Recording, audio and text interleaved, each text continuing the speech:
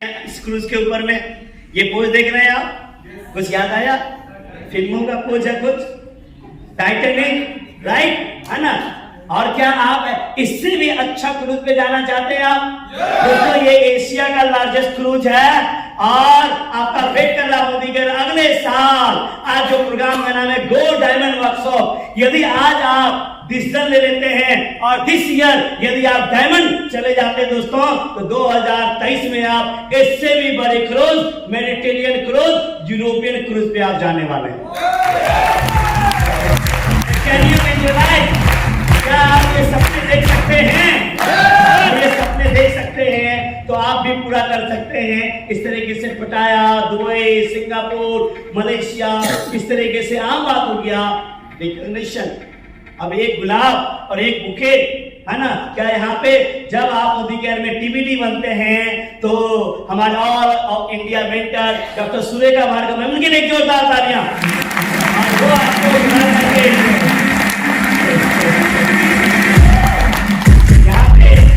हमारे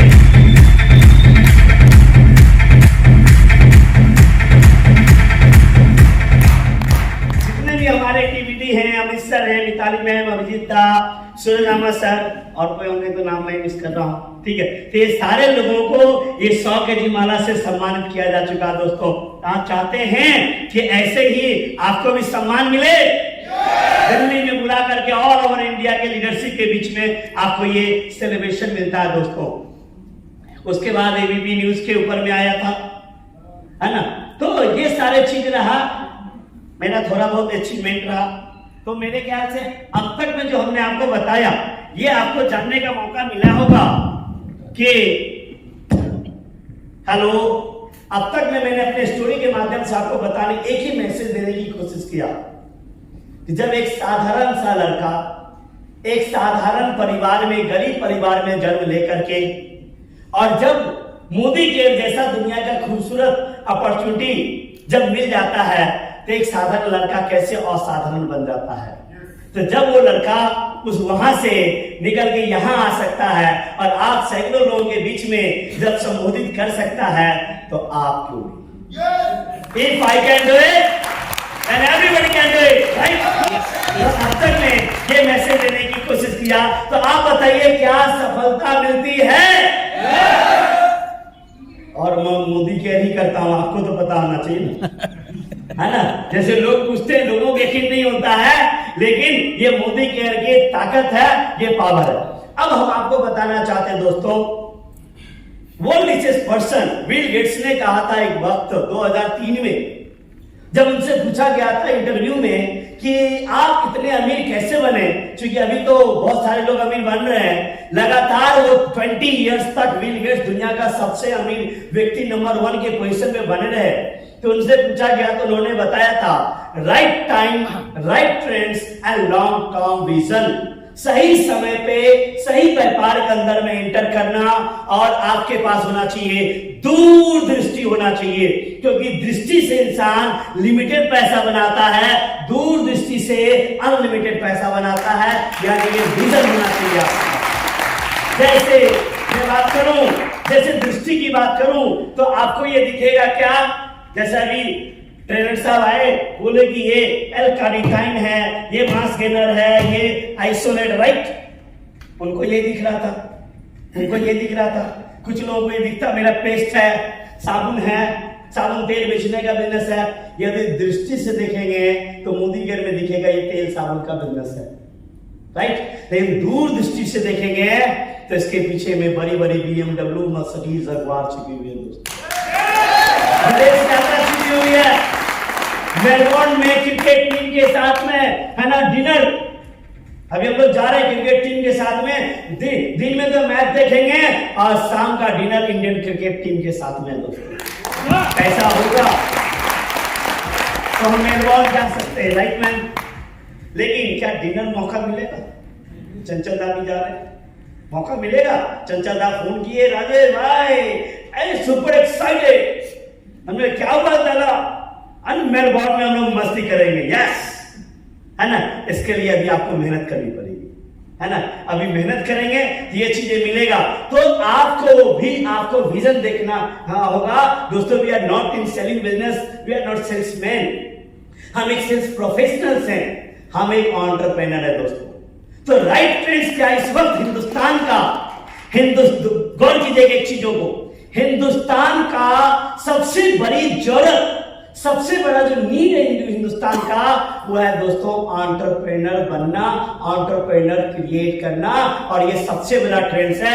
इसलिए 2015 से हिंदुस्तान के अंदर में स्टार्टअप्स और एंटरप्रेन्योर की बाढ़ आई हुई है। जैसा कि आप सबको पता है, इलेक्शन में वादे दावे होते 2 करोड़ नौकरी दे देंगे।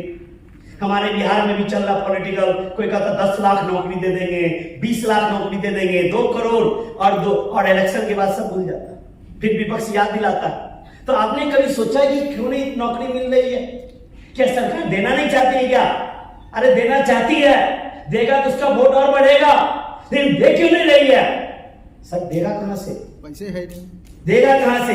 आपको मैं टेक्निकल बात बताऊं कि किसी भी देश में जो नौकरी है की कैपेसिटी है, उस देश की जितनी पॉपुलेशन है उसका 2% नौकरी गवर्नमेंट जॉब दिया जा सकता है, उससे ज्यादा पॉसिबल नहीं है। हिंदुस्तान के अंदर में ऑलरेडी 2.2% नौकरी है। जब 2.2% नौकरी है तो वो आगे कहां से देगी? तो ये वादा दावा ही होगा। और इलेक्शन जीतने के बाद, मैं कोई पार्टी पॉलिटिक्स नहीं हूं, इलेक्शन जीतने के बाद तब वही सरकार क्या करती है? मेरे प्यारे बहनों और भाइयों, मेरे देशवासियों, आप नौकरी के पीछे मत भागो, जॉब सीकर्स मत बनो, जॉब क्रिएटर बनो। पकौड़ा बेचो, हेलो, समोसा बेचो, मोमो बेचो, चाय बेचो, लेकिन नौकरी के पीछे मत भागो। नौकरी, ये तो चिल्ला चिल्ला के बोला जा रहा था, आप समझ क्यों ले रहे हैं? फिर भी लोग यूपीएससी बीपीएससी करते रहते हैं, ये जानते हुए क्यों अपना उम्र को बर्बाद कर रहे हैं, क्यों समय को आप किल कर रहे हैं, क्यों नहीं आप स्टार्टअप की तरफ बढ़ रहे हैं, क्यों नहीं आप एंटरप्रेन्योर बन रहे हैं? एंटरप्रेन्योर देश की भी जरूरत है। यदि देश को बिल्ड करना है, डेवलप करना है, आपको एंटरप्रेन्योर बनना पड़ेगा, एंटरप्रेन्योर बनाना पड़ेगा। और मेरे ख्याल से, मैं जहां तक जानता हूं कि सबसे बढ़िया एंटरप्रेन्योर बनने के लिए हिंदुस्तान का जो सबसे बड़ा स्टार्टअप है दोस्तों, वो है दोस्तों डायरेक्ट सेलिंग। डायरेक्ट सेलिंग इसलिए क्योंकि 2015 से यदि आप डाटा देखेंगे, हिंदुस्तान के लोग क्यों एंटरप्रेन्योर बनने से डर रहे हैं? क्योंकि जितनी स्टार्टअप्स 2015 से लेकर आप 2022 तक में ओपन हुई है, उसमें से लगभग 95% फेल हो गया है। 20-20 करोड़, 10-10 करोड़, 50-50 करोड़ रुपया लगाने के बाद भी वो प्रॉफिट में नहीं गया है। 5% सक्सेसफुल है, 95% फेल्योर है, वहां डर रहे हैं।